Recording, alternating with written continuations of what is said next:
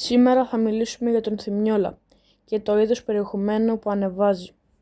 Δεν με ενδιαφέρει να κάνω προσωπική επίθεση, αλλά να σχολιάσω συμπεριφορές που φαίνονται δημόσια στα βίντεο του και το μήνυμα που παίρνουν στο κοινό. Δεν καταλαβαίνω γιατί τόσος κόσμος τον βλέπει, ενώ η μισή του επιτυχία βασίζεται στο να προκαλεί καυγάδες. Άλλο χιούμορ και άλλο να προσβάλλεις κόσμο για τα views. Όταν βρίζεις περαστικούς δεν γίνεσαι αστείος, απλά δημιουργείς ένταση. Το πρόβλημα όμως δεν είναι ο Θημιόλας μόνο, αλλά ότι τέτοιο περιεχόμενο επιβραβεύεται με προβολές. Αν κάποιος άγνωστος σου φερόταν έτσι στον δρόμο, δύσκολα θα το έλεγες ψυχαγωγία. Οι creators έχουν επιρροή και καλό είναι να σκέφτονται τι πρότυπα δίνουν. Σε αυτό εδώ πέρα το σημείο θα σας δείξω ένα βίντεο.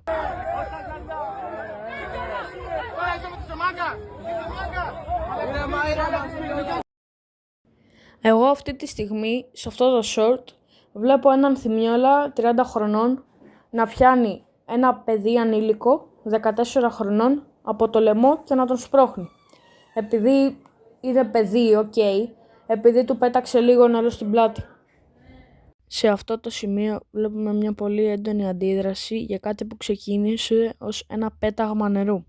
Προσωπικά θεωρώ ότι η αντίδραση είναι δυσανάλογη με αυτό που συνέβη και δεν καταλαβαίνω γιατί χρειάζεται να φτάνει η κατάσταση σε τέτοια ένταση για ένα βίντεο. Μετά ο Θημιόλας και το παιδί μπήκανε μέσα, έβγαλε φωτογραφία το παιδί μαζί του, του είπε «Γιατί με έπιασες από το λαιμό, ξέρω εγώ». Μετά άρχισαν να βριζόντουσαν, κάτι έγινε πάλι εκεί, έπεσαν ξύλο. Έχω κάποιες εικόνες από αυτά που λέω, οπότε σας τις δείχνω. Είναι μία αυτή η εικόνα και αυτή η εικόνα η δεύτερη, που βλέπουμε το Σικιουρετά να βγάζει το παιδί προς τα έξω. Αυτό έγινε στα κράτη Κορυδαλλού. Πάμε να σας δείξω το βίντεο. Ό,τι βλέπετε εδώ πέρα, βλέπετε τι γίνεται κάτω, είμαστε στο κράτος Κορυδαλλού και θα γίνει ο μεγάλος ο χαμός, ετοιμαζόμαστε! Τώρα πώς διάλεξαν τον Θημιόλα για guest, αναμενόμενο.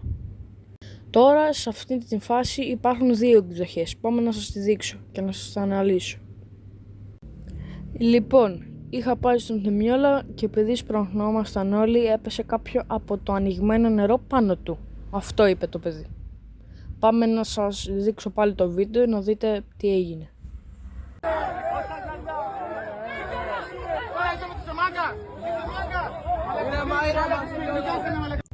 Αυτά είπαμε τώρα, μην τα ξαναλέμε, τα είχαμε πει και πιο πίσω.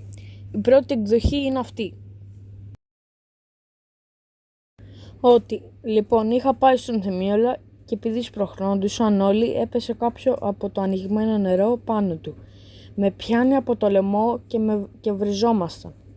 Μετά πηγαίνω μέσα στο κράτς όπου ήταν ο Θημιόλας και βγάζω φώτο και τον ρωτάω γιατί με έπιασε από το λαιμό.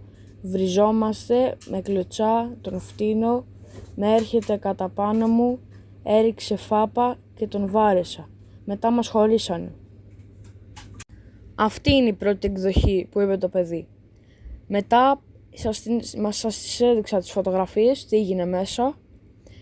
Μετά η δεύτερη εκδοχή είναι αυτό που έστειλε το κράτς. Δεν μπορώ να πω όντως έγιναν αυτά εκεί μέσα, δεν δείχνουν ξεκάθαρα τι έγιναν οι φωτογραφίες. Οπότε δεν μπορώ να πω ότι έγινε όντως αυτό. Μετά πήρανε το βίντεο και το στείλανε στο κράτς και τους λένε «Όπα, τι έγινε εδώ». Και το κράτς απάντησε έτσι.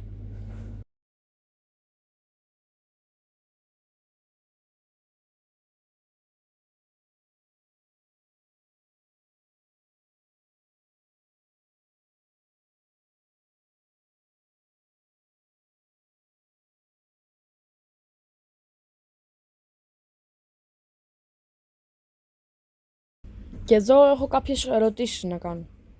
Αφού το content του Θημιόλα είναι να βρίζει συνεχώς ανενόχλητα και να δημιουργεί καυγάδες στο δρόμο, θα πάνε παιδιά, θα σου πέταξε λίγο νερό, παιδί είναι, θα κάνει τη βλακεία του.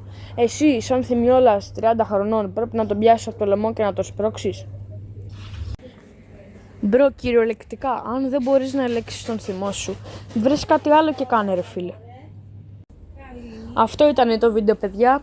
Άμα σας άρεσε, κάντε like και subscribe στο κανάλι μου. Και τα λέμε σε ένα άλλο βίντεο. Bye.